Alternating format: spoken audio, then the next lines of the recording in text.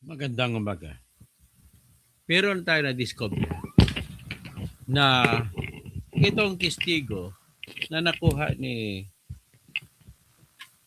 Trillanes at saka ni Dilema na ang abogado niya si Attorney Raymond Palag ay walang kwenta. Ang lugar, ang tawag nito sa Cebuano o saka Ilonggo, nagpasimpalad na wala man lang. Anong klase ito? Bakit? Nagpasimpalad na wala man. Ito ang sinabi niya.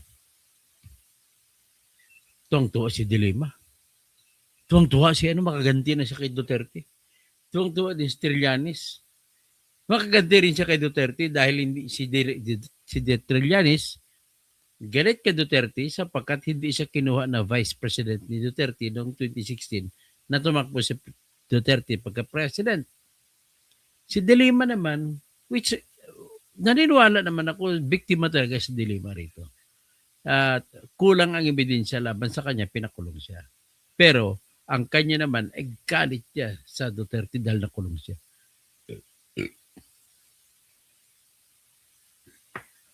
Ngayon, bago ko itatalakay yung itong si Madriaga na to, na nagsalita na siya daw ay bagman ni Sara Duterte. Nagtrabaho bilang bagman ni Duterte. Ay, tingnan natin kung totoo kinikwento niya. Ang una kong puntos kanya na i-vlog ko na ito. Paano siya magiging bagman ni Duterte noong 2022 hanggang 2023 April kung siya po ay wanted ng pulis at may warrant of arrest po na naka-umang sa kanya at ay hinahanap ng batas. So hindi po pwede sa magiging bagman na ang kausap niya ay mga military officers na si Colonel Dennis Nolasco at saka si Colonel Raymond La Chica na member at leader or PES officers ng Vice President Protection and Security Group sa panahon ng wanted siya. Naging Vice President si BP Sara noong May 9, 2022. Although hindi ako naniwala na nanalo siya roon. Pero wala tayong magagawa. Ay talagang siya pinoklama, pati si BBM. At siya ay pumasok sa opisina ng pagka-presidente, Vice President, noong June 30, 2022. At nung nag-inaugurate siya, nanumpa siya bilang Vice Presidente ay noong 2019. At nandoon pumunta si Madriaga. Hindi ko alam kung paano siya napunta roon. O sabi ng iba ay Photoshop lang yun, ay pinatong-patong ng kanyang litrato doon. That was on January 19, 2022 na kung saan ay nangidnap siya, kinidnap niya yung dalawang magpipinsang Chinese na si William at saka si Mark Lu doon sa Tondo, Manila. Ang kinidnap niya ay kanyang mga ini-escortan, kliyente niya kasi meron siyang escort service. Hindi naman lihitimo escort service niya. So, doon palang huli na, imposible magiging bagman ang wanted sa batas ang may warrant of arrest. 2022 pa lang, pinalabas na ng RTC Manila ang warrant of arrest. Diba? So, ito may na-discover tayo ngayon. So, gusto lang maggumanti nila ni Trillanes at saka ni Dilema ay nakipag-ugnayan sila sa isang Ramil Madriaga na nakakulong sa Taguig City Jail. At nakakulong siya doon sapagkat hinuli siya ng mga PNP anti-kidnapping group sa pagkidnap nga doon sa dalawang magpipinsan. At nahuli siya ng July 13, 2023. At ang isang red flag ko doon kung sasabihin ninyo siya ay bagman ni Sara. Paano siya magiging bagman ni Sara? Na kung nahuli siya, wala man ang balita na sinasabi. Siyempre, malaking balita yun kung talagang totoong bagman siya ni Sara. Magiging balita yun ng mainstream media. Sara Bagman, arrested for kidnapping. Di ba? Pero walang balita na gano'n na nangyari. Ibig sabihin, hindi talaga siya bagman ni Sarah. Kung may bagman man si Sarah. Ibig sabihin, nagsisinungaling siya sa pagkwento na bagman si Sarah at siya atid-atid ng mga pera na naglalaman ko sa duffel bags. 4 na duffel bags, may laman na 33 million. 35 million. Bilangin nga natin. 33 million times 4. 30 million times 4 is 120. Plus 3 times 4. 12.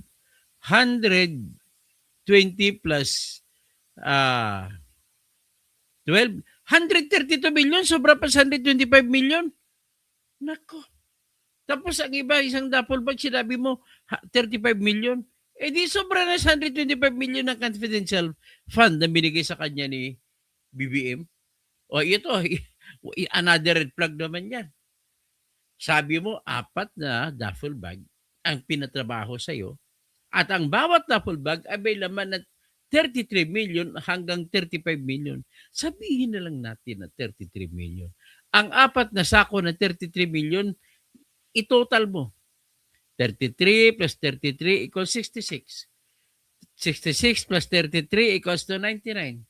99 plus 33 is 132. 132 million. Sobra sa 125 million. Ano pa naman yan? Ha? De Lima. Trillanes. Paano nagtugma? Ano, mahina ba kayo sa math? Simple arithmetic? O ikaw, Attorney Raymond Palad, maganda sa iyo, ipadisbar kayo dalawa ni De Lima. You are propagating lies. Inamin mo sa interview na ikaw nag-ayos para maging coherent yung affidavit ni Ramil Madriaga. Wala kang detalye, kulang sa detalye, paano maging kapanipaniwala yun? At saka, may natagpuan tayong isa. Tingnan natin, basahin natin ang affidavit niya.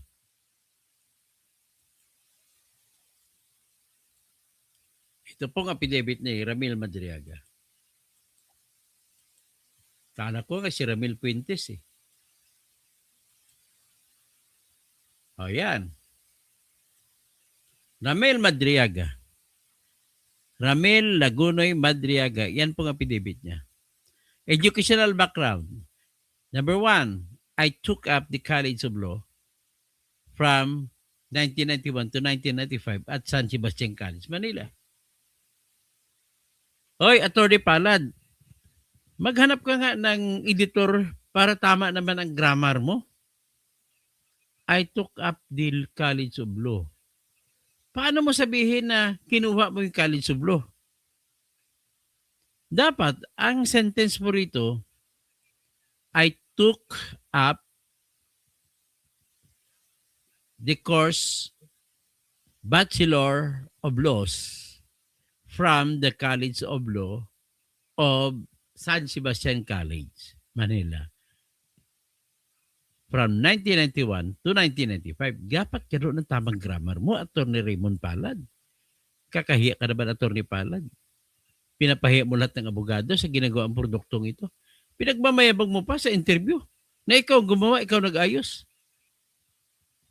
Tapos number 2, I graduated in 1995 and took the bar examination the same year but did not pass. So next, na mali mo rito sa grammar ay maraming S ang examination. Maraming examination, dapat bar examinations. During that time, 4 na sandiga yan, umaga at hapon. So 8 examinations.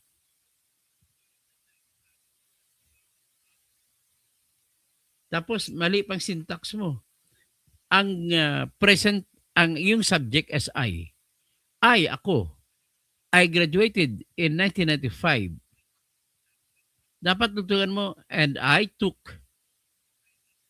Tapos sabihin mo dapat, ilang predicate ka ba? I graduated in 1995.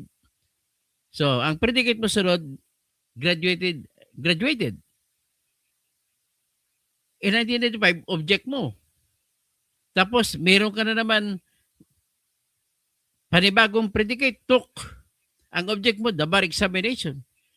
So, dapat may subject din ito. Subject and predicate agreement. Sabi dapat yung ginawa ito, I graduated 1995, pwede mong i-omit ang I. Took the bar examinations the same year, but did not pass. Pwede mong i-omit ang I, pero pinakamanda, but I did not pass. Period. Tapos, Roman numeral number 2, government service.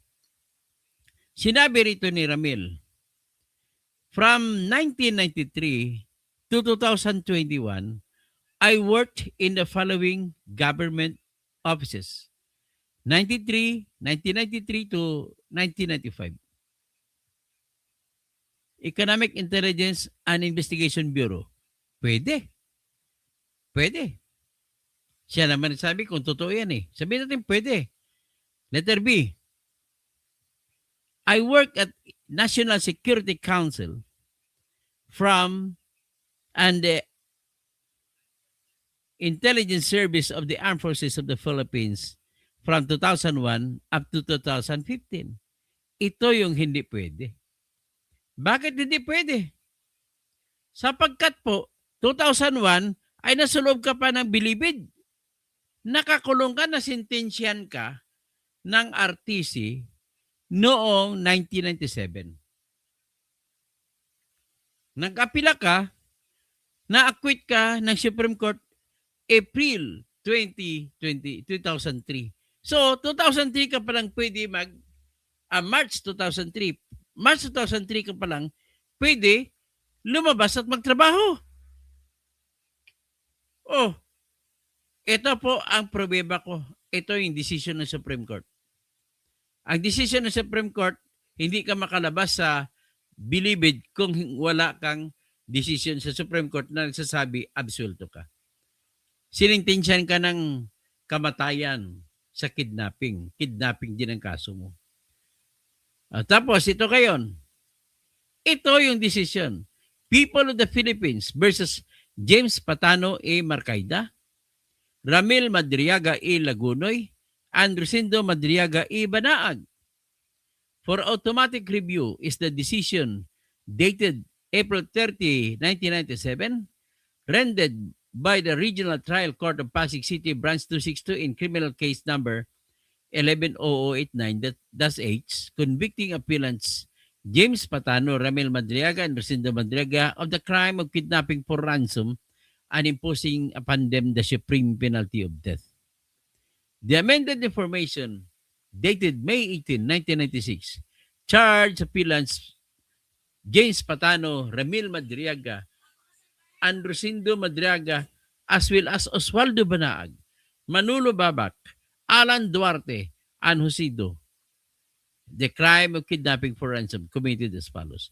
That on or before March 25, 1996 in Mandaluyong City, and within the jurisdiction of this honorable court, the four-named accused grouping themselves together, conspiring, confederating, and mutually helping one another, did then and there willfully and lawfully and feloniously detain, kidnap, and otherwise deprived Vicente Oy Uchua, Ngo Litpun, of his liberty for the purpose of extorting ransom, as in fact demand, therefore, in the amount of 10 million pesos, had been made by the above-named accused while detaining said victim in Antipolo, Rizal, until his rescue on March 27, 1996, contrary to law. Yan!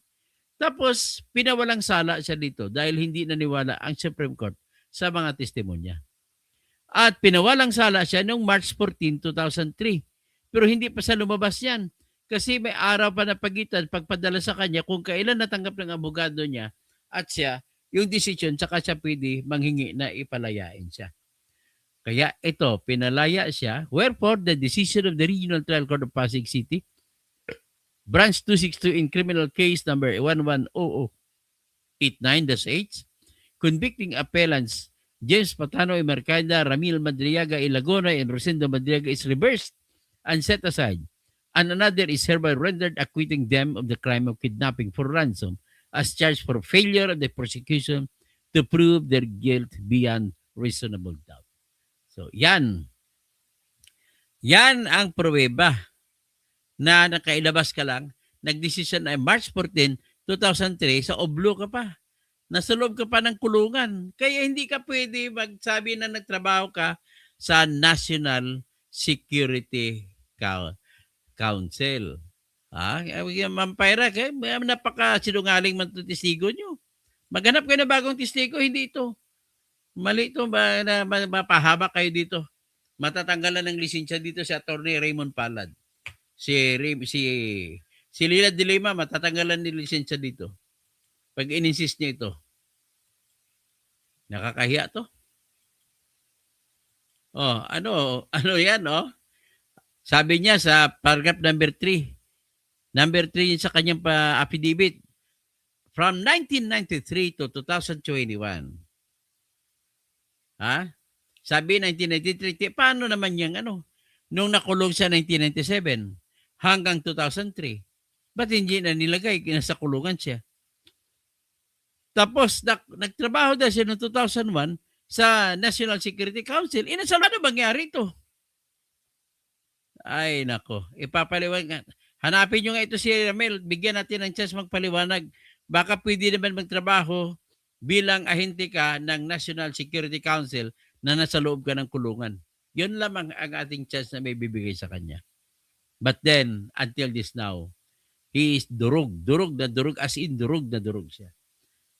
Para siyang para siyang Mampay, para siyang si Congressman Noel Rivera. Durog na durog. Durog na durog, makukulong na yung tarantadong yan sa pagnanakaw. Ganon ang mangyari dyan.